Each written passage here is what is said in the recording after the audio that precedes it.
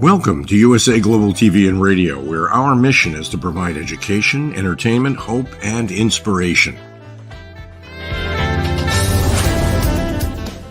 USA Global TV and Radio connects you with experts and audiences all around the world every single day to help you succeed in business and to live a richer life. Visit us at usaglobaltv.com to learn about career and life-changing training and mentoring programs like the Listening Mentor. Subscribe to our newsletter to stay informed about our special programs and offers. Discover how you can become a guest on one of our shows or a host or producer of a USA Global TV and Radio show of your very own. That's USA Global TV and Radio, where the doctor is always in.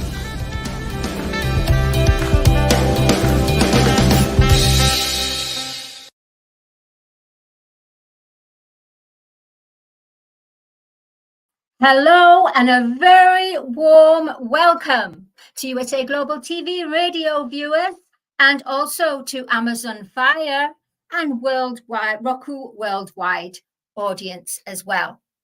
Good afternoon, everyone. My name is Dr. Madeleine Chan and I'm from the UK, live broadcasting the program, The Corner Bookstore.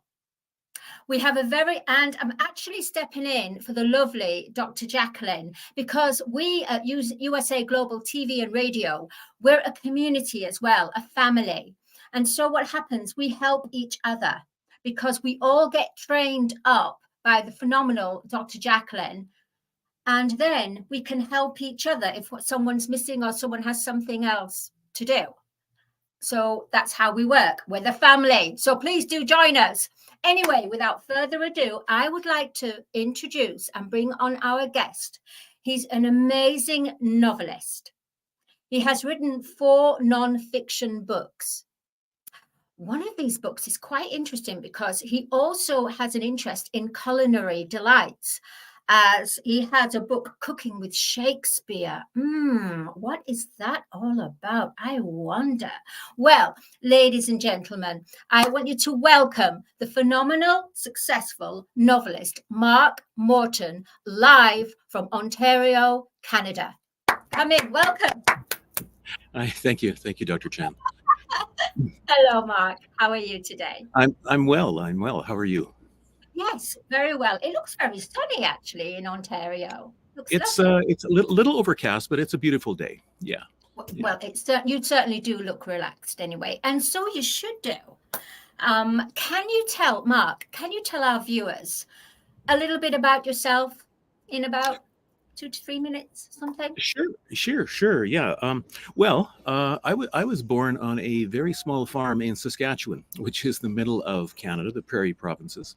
And then I went to the University of Toronto and I did a PhD in 16th century English literature. And I taught that for a while at a few different universities, including one in the south of France. That was nice. And then I started writing nonfiction books because I had always been interested in word origins and history and things like that. So the first couple of my books were about the origins of words. Specifically, one was about the origins of food words. And then another one was about the origins of words having to do with love and sex. And then another one was, as you were mentioning, called Cooking with Shakespeare. And so a friend and I, he's a chef, and I'm more of the writer side of things. And so we did a lot of research on 16th century English or food from England, and including about 200 recipes and a lot about the different aspects of food culture in that era. And the other book was one that I published actually in 1999. And it was about how people at the ends of previous centuries celebrated or thought about or wrote about the end of their centuries.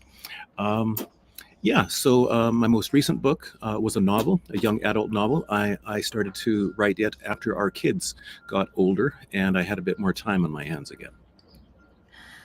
Wow, that's so impressive.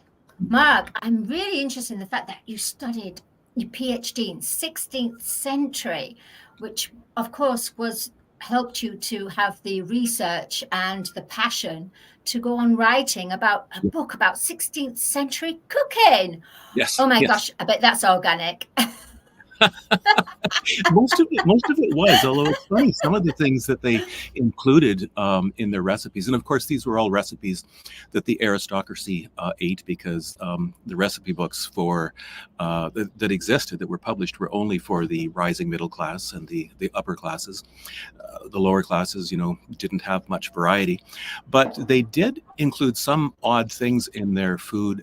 Like there's ones that involve gold foil, for example, some that involved pewter, not as a spoon, but actually putting a powdered pewter into the food.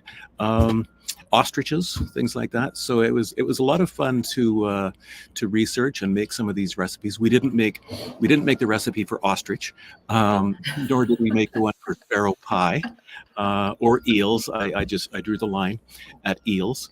But some of the other recipes were really quite good. There was one about you boil a chicken and you fill the cavity of the chicken as it's boiling with asparagus. And then you put in lots and lots and lots of mace. And it didn't sound very good on the page, but when we made it, it was actually quite good. Well, I'm a vegetarian, so if you could find a variation of a vegetarian chicken or some kind of variant, that would be great. But of course, it sounds absolutely delicious. And the fact that you and your partner, you experimented with the different culinary delights of Shakespeare or of 16th century cooking. Yep. How wonderful is that? Yeah. I'd like to go on about, Mark, about you have written 4 books of nonfiction, one of which won the Alexander Isbister. Oh, is it Isbister? I apologize if I'm not. No, that's correct. That's correct. Alexander Isbister Award. Can you tell our viewers exactly what the book was about and why it was awarded this prestigious award? Sure. As I was mentioning, the first book I wrote was about the origins of food words, and it did quite well. Sold a good number and got enthusiastic reviews. And then after that, I thought, okay, what else would be of interest to people in terms of language and word origins? And I thought, well, what about one about sports words? And I thought, I don't really know that much about sports. But I ended up doing this one about the origins of words pertaining to love and sex. And so I researched that for a couple of years. And yeah, that's the one that when it was published, it did win that award. I mean, part of it was timing. I have to say that I was kind of lucky because at about the time that I was beginning to research these words about word origins, that's when the Oxford English Dictionary first became available on CD. And so it suddenly became possible to do searches of the Oxford English Dictionary, which would have taken months and months before trying to do all the cross references and things like that. So I made good use of the technology that was becoming available. And it was that book was called in Canada and the USA, it was called The Lover's Tongue, a merry romp through the language of love and sex. And then it was purchased by another publisher in the United Kingdom, and they changed the title to just Dirty Words, The Story of Sex Talk. And I thought, well, they probably know their market better there than I do, so I was fine with that. So that's how that book is published, or what it's called in the UK. Thank you, Mark, for sharing that. I'm just thinking, this is a family show, actually, and I think we have to maybe calm down on the love and the sex thing, because it's getting hot in here, you know, all that kind of stuff, and woo! Do you know what, to be honest, a lot of couples probably would love that cooking, passionate with love and reading about sensuality words, not dirty words, but sensual words. Yeah, exactly. Sensual words. Yeah. Do you think, Mark, that your book about sensuality, I won't say love and sex, I'll say love and sensuality. Sure. Yeah. Do you feel that there's something missing about sensuality these days from when it was in the 16th century, let's say? Well, yeah, that is a really interesting question, because there were things written in the 16th century that would probably make people blush nowadays. Henry the Eighth, for example, was quite a letter writer and wrote very loving letters to his various wives before they were killed, or he divorced them. And then I think what happens is we tend to think about the past, the distant past, sort of through the lens of the 19th century, the Victorian era. And the Victorians, of course, were quite prudish, at least on the surface. And so we tend to think that, even back sooner than that, earlier than that, in the 16th, 17th, 18th centuries, people must also have been very prudish. But they weren't. There were all kinds of very frank conversations about sensuality that occurred back then. I guess one other thing too would be that sensuality and love was different back in the 16th century, insofar as the more important you were, or the higher up you were in the aristocracy, the less say you had over who you fell in love with, or at least who you married, because marriage was more an act of politics, of creating relationships between families than it was between people. And it was really the ordinary people, the peasants, who actually fell in love and married. So it's kind of, a lot of the things back then are kind of the opposite of what we might think of nowadays. Yes, I mean, it makes perfect sense what you're saying, because all the minstrels and the artisans came and who courted ladies of high aristocracy. They came from poor backgrounds. And unfortunately, the aristocracy was devoid of love. Pretty much, yeah. Wow. Well, Mark, let's go on further. So this Alexander Isbister Award, can you tell us what it is, please? Well, as I was saying, I'm from Canada. I live in Canada. I grew up in the prairie provinces of Canada, the grain belt of Canada. And Alexander Isbister was an early pioneer in that part of Canada. And I believe he also started the first newspaper out there, the Winnipeg Free Press, and so there is a nonfiction award which is named after him. I mean, he died long ago, yeah, it's just to honor the what the judges, I guess, deemed to be the best book of nonfiction published in that year by someone from that part of Canada. And as I said, I'm no longer living there. I'm in the south part of Ontario, but I certainly miss that part of Canada. I think I will always be a prairie boy at heart. And also, Mark, I was going to say that, which you mentioned, that you're a father of 4, and the fact that you're such a creative heart and you so much, but then you not sacrifice, but you gave your love.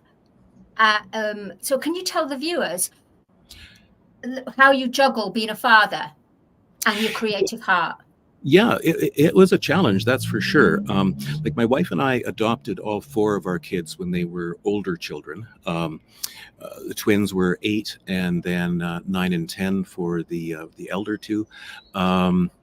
And you know, I mean, children who are adopted at older ages, let's face it, they have lived through some very difficult things, some trauma, and so all kids, of course, require lots of attention and love and support, but especially children who are adopted at older ages. They have things that you need to help them with, and so raising our 4 kids, became for 15 or 16 years, it was an all-consuming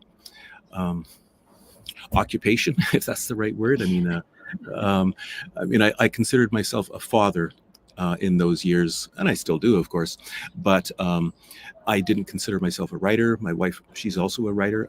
We just both stopped writing, and we gave ourselves entirely over to raising these kids. And after they were older, as I think I was saying, then I sat back and I thought, well, I don't really want to write nonfiction anymore, because one of the things when you're raising kids, of course, is you read a lot to them and with them. And so I decided, well, I'm going to try to write a young adult novel. And so that's what I did. I wrote a young adult novel called The Headmasters.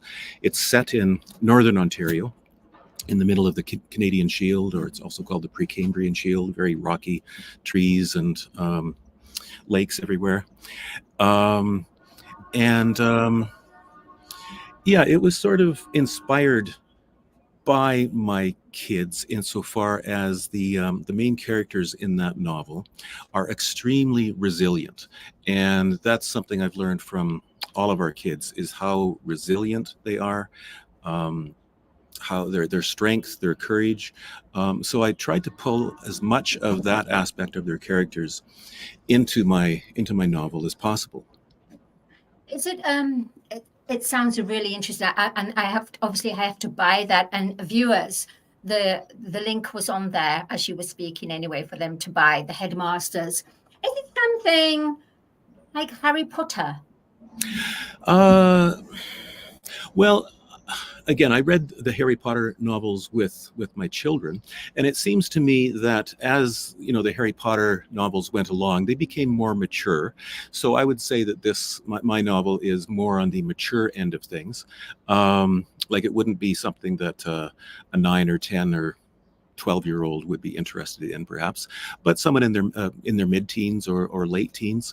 I mean, there's nothing graphic in it or anything like that, but some of the themes that I explore in it, themes of loss of freedom and history and culture, loss of culture, things like that, are perhaps more intended for young adults, I guess. But of course, one of the interesting things about young adult novels is that studies have shown that more than half of all young adult novels that are purchased, at least in North America, are purchased by adults, like people who are in their 20s, 30s, 40s, and they read them. So it's young. The young adult market is an odd market, because not everybody who reads them are young adults. Yeah, I mean, look at the way that Japanese manga how it's catered for adults that buy this Japanese manga cartoons and everything. Yep, So exactly. I absolutely resonate with you on that. But I was interesting, the title, Headmasters. What made you decide to call your novel Headmasters? Yeah, well, when I started to think about writing a novel, I thought, okay, there has to be a antagonist, a sort of enemy, and I wanted the enemy to be as creepy or unlikable as possible. And when I was growing up on a farm, again in the prairies, one of the awful little creatures that was everywhere were wood ticks, or sometimes they're called deer ticks. I assume they exist in the UK and elsewhere. They look like tiny little crabs or spiders, and they bite onto you, and they're kind of like leeches. They suck your blood out of you, so they're kind of like vampires too, I guess. So I thought, okay, I'm gonna base the oppressors in my novel on wood ticks, and so I made them plate size, so they're much bigger, and they attach themselves to people, and then what they do is for about 18 hours a day, they're able to control people, control their thinking, control their actions, and then there's about 6 hours per day when humans kind of recover themselves again. This has been going on for 60 years, and it just seems like it's impossible that the humans are going to be able to fight back, because one of the things is that if a human even thinks about trying to fight back or get rid of his or her or their headmaster, the headmaster will sense this and they will kill them there on the spot. So finally what happens is there's the protagonist, her name is Maple. I called her that, because it's set in Canada. We have the maple leaf. And she starts to be able to draw upon some memories that belong to her grandmother, because one of the things that happens with these headmasters is they get passed from one person to the next generation. And so she's able to access some of her grandmother's memories and use that in order to launch a kind of attempted coup of the headmasters. Wow, that's a lot to take in. I'm just thinking in the way of this book, Headmasters, would be wonderful in a script for a sci-fi thriller, for something like Netflix or Amazon. I mean, it's interesting, the book cover, because earlier on we were showing the book cover, and at the back of the woman, it's almost, she had like this like a robot device or something within her, as if it's another world within her. Yeah, that's one of the headmasters, more of a creature than a, there we are. And you can sort of see the pincers or something like that. So yeah, I can see how it does look a little robotic, but it's an organic thing, not a mechanical thing. Right. Oh, sorry, I got just so enthralled in it. It's almost like I was sucked into that headmaster. Sorry. With me being a creative as well, I always yeah. No. And what's interesting about the cover is we were starting to think, the publisher and I were starting to think about a cover just around the same time that artificial intelligence was really coming to the fore, a year and a half or so ago. And I cannot draw, I cannot paint, I have no visual acuity whatsoever. But I went into AI, into not ChatGPT, what's the other one? DALL-E, I think it's called. And I said, generate some sort of creepy looking wood tick type creature on the back of someone. And so it did. And those I then gave to the publisher, who gave to the designer, and the designer kind of used them as inspiration. So didn't use the actual AI generated images, but used them as inspiration. And it's made me think, a lot of people are very concerned about AI, about artificial intelligence. I am too, to be honest. I'm very concerned actually about what's going to be the future of it. But at the same time, I can see that it's very powerful in it has a lot of potential to really help humans, in all kinds of fields, from medicine to the arts to everything. So I hope the best comes from it, but I fear that it might cause us trouble too. Yes, it certainly makes sense in that way. I mean, with AI, we've got to have an understanding and be friends with it, don't we? And in your book, Headmasters, I'm sorry I'm focusing on Headmasters, but I really feel there's something really, I mean, special about the other books, but there's something about this one that is especially related to these times. Yes, I think you're right, and I did have that in the back of my head. Like the situation as I described it, the plot of the novel, it's this community of humans, and they are utterly oppressed, and they feel hopeless. They feel they will never be able to recover themselves or free themselves. And what I was thinking in the back of my head as I was writing the novel is there's so many people, so many communities now in which people feel like that. And these might be people, young people in inner cities in North America and Canada, people in war zones, people who are refugees. In Canada, we have an awful history of treating Indigenous peoples poorly, and a certain amount of despair resulted because of that within Indigenous communities. So I wanted to write something which kind of resonated with those realities of feeling like you are in an absolutely hopeless situation, but I also wanted to suggest there's a way out. And in the novel, and I think in real life too, the way out is to stay conscious of our past, of our culture. So again, with regard to Canada, it's needful for Indigenous culture to be recovered. In so many Indigenous communities, that was lost, that was taken away. But if we don't have culture, if we don't have a sense of our past, then we don't really have a sense of our individual identities either. So I think looking to the past is really important for helping us find our way into the future. That's words of wisdom for the wonderful novelist Mark Morton. Wow. I mean, this is such a beautiful interview. I'd like to go on moving a little bit forward, Mark, in the way that, do you think these days, here we go. We've got Cupboard Love. Yep. Here we've got, and Cooking with Shakespeare, the closing words of the Millennium. Oh, and then the Lover's Tongue, which we will not speak. We will not talk of the Lover's Tongue on this family channel.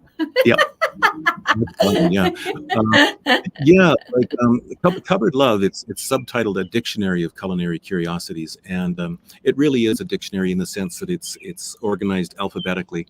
I think the very first term is a la, which is of course common in, chicken a la king, things like that. And I think the last term, if I recall correctly, is zuppa inglese, English soup, with an Italian name.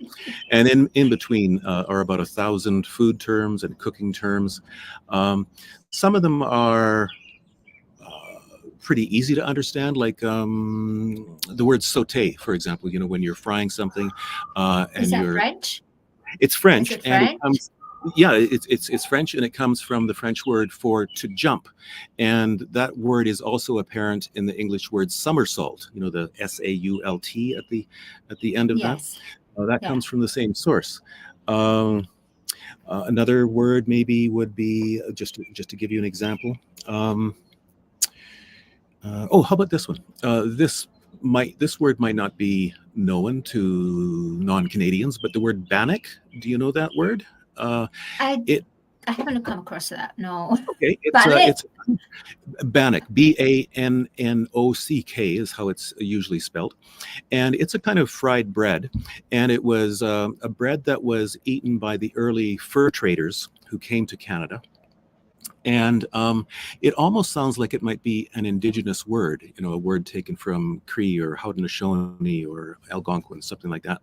But it's not. I mean, I was really, really surprised to learn that it's actually Latin in origin, and it comes from the vulgar Latin, and vulgar as in the common Latin spoken by ordinary people, not by Cicero and so on, comes from the vulgar Latin term panicum, which means bread, just like in the French word pain. You can still see that origin there. So panicum entered English, and then sound changes always happen, especially in cultures that are more oral in nature rather than written. And so panicum became banicum, which then got shortened to bannock. So I just find word origins to be fascinating because they're kind of like discovering a connection to someone that you didn't know that you have. Like discovering that my neighbor, perhaps we share an ancestor in common or something like that. It's this hidden layer of language that is behind almost every word. I was going to say in the English language, but in every language, and we often forget about it, or we're often not aware of it. The very first etymology, like the study of word origins, is called etymology. The very first one I came across, I was probably about 6 or 7, and I was looking in our kitchen cupboard for something, and I thought, cupboard, that's like a cup board. It's a board for cups.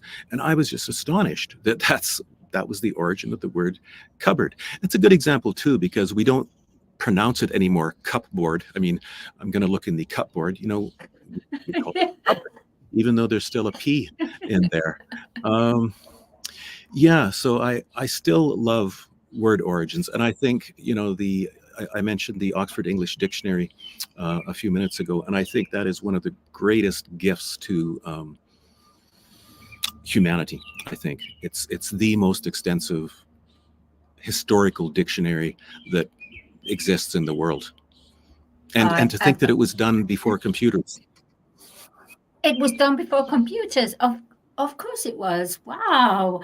The amount of knowledge you have, Mark, and the way that you're so passionate about word origins and syllables and pronounced syllables and non-pronounced syllables and origins of words from different countries.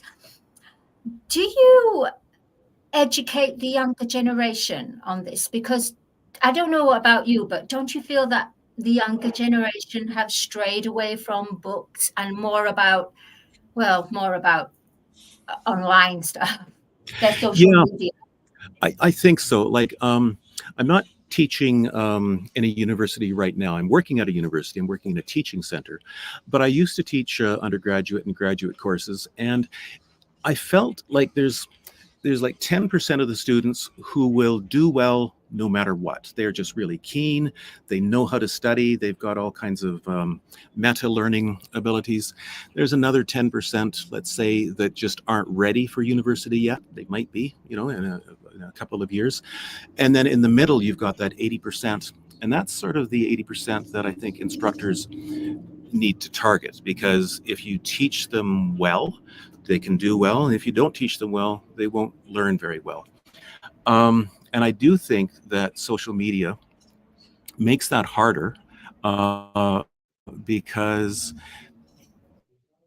well, I mean, I'm going to refer to TikTok. I do like TikTok. I like going on TikTok and finding little videos about dogs and animals and things like that.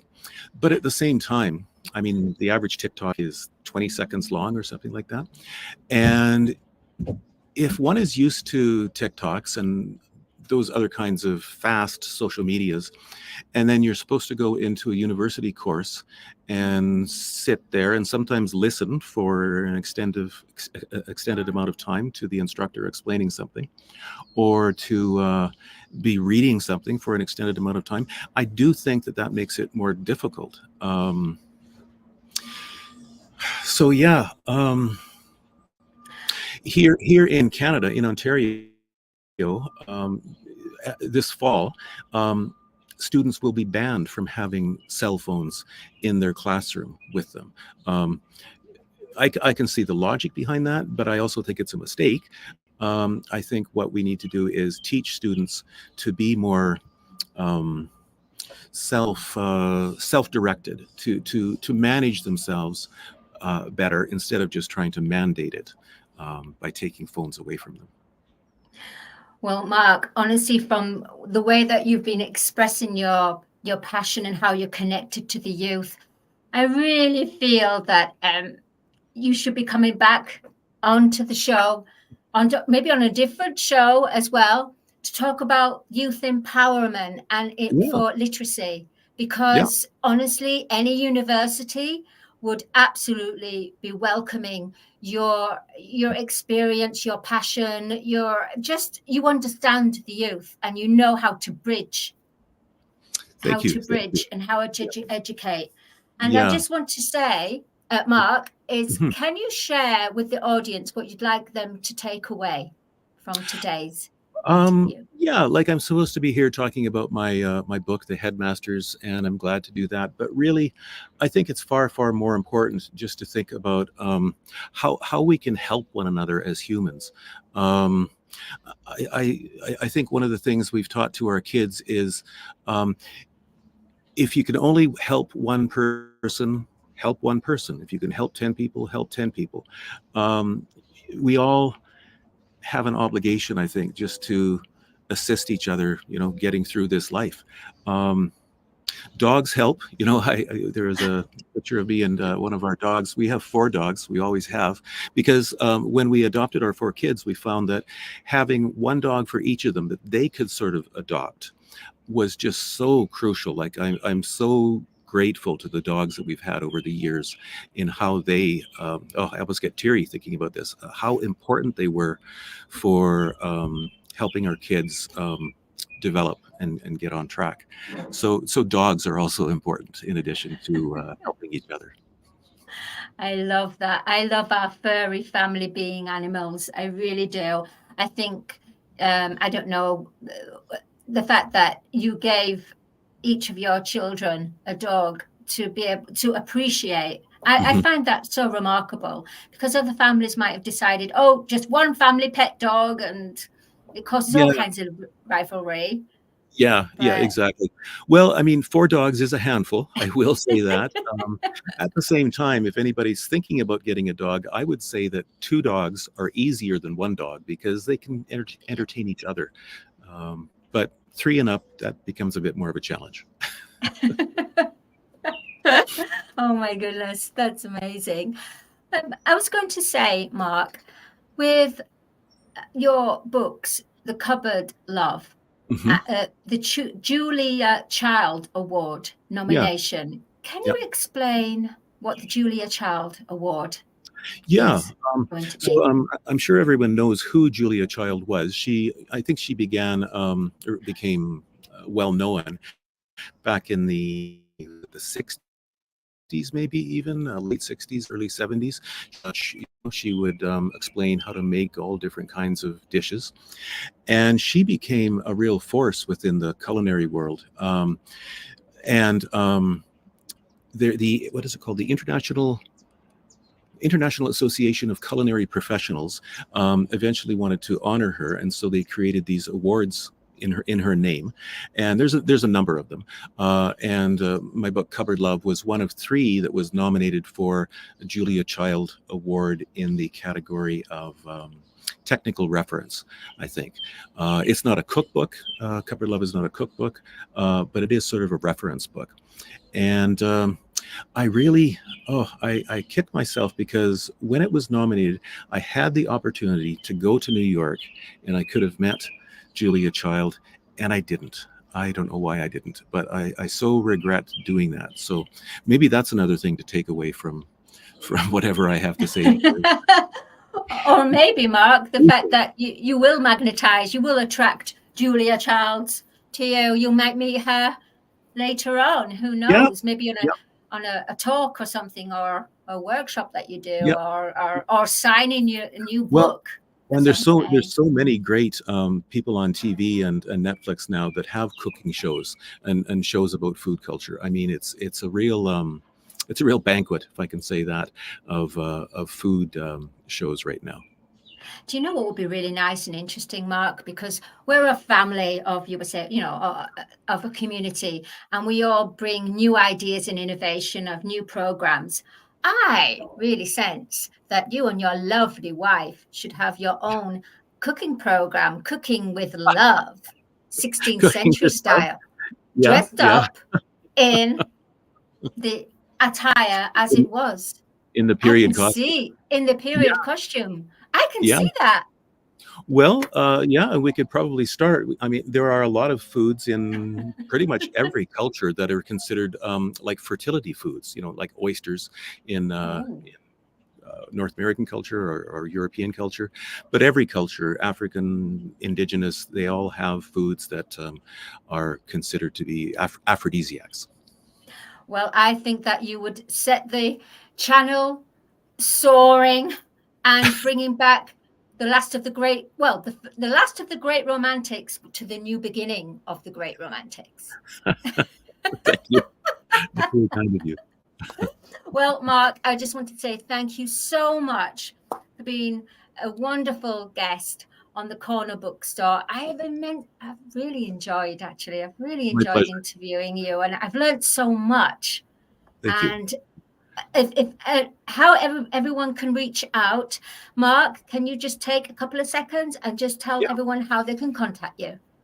Well, probably the best thing is just I'll just give my one website. It's www, of course, .markmorton.ca. CA as in Canada, not .com. So markmorton.ca, MARKMORTON.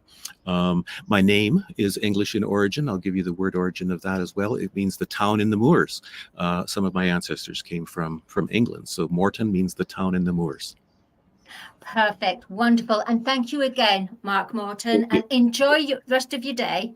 I will. And we'll see you again on the Corner Bookstore or somewhere else, or even your own cooking show, Cooking with Love. And remember, you got the title here first. All right. Much love. See you soon.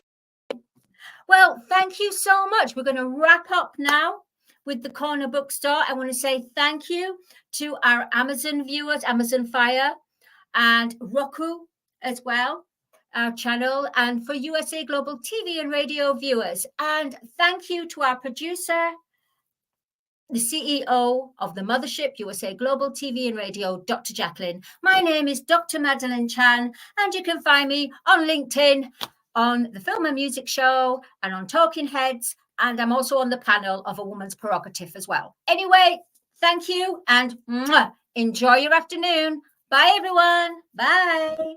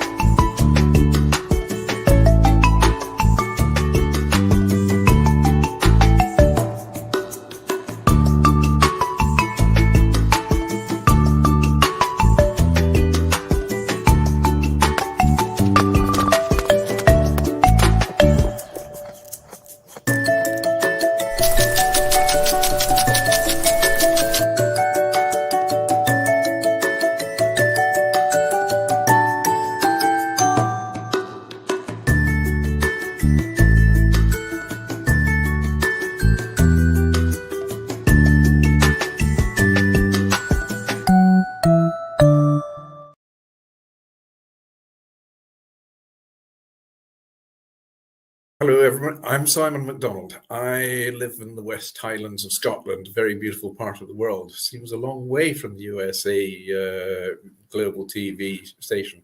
But remember, USA Global TV is worldwide. It's a fantastic platform. And every Wednesday, I come along here as part of the show of the United Kingdom, News and Culture. And it's just like a family reunion each time. It's one of these amazing stations that has such a beautiful, friendly, and intelligent atmosphere as well. And we reach out to an audience in the most unimaginable places. And I came here I don't know, must be over a year ago now. I was introduced by Dr. Philip Chan, and I met Ian Plum-Turner and Helena Chard, who are co-presenters on the show, and then Diane Floyd-Bem came along as well. And I mean, the five of us, Dr. Jacqueline, of course, who is our host and our mentor, has just made this show work so well. Tremendous people, lovely time we have, and we impart a lot of information, a lot of knowledge. Nothing's rehearsed. It's all done off the cuff, and it all just gels. And we get great feedback from people coming back and saying how they're enjoying the show. It's lovely to hear. It's lovely to get that interaction from outside as well. And we're all listeners, and some of us are elevated listeners as well. So we enjoy every second of it, and we hope you do too.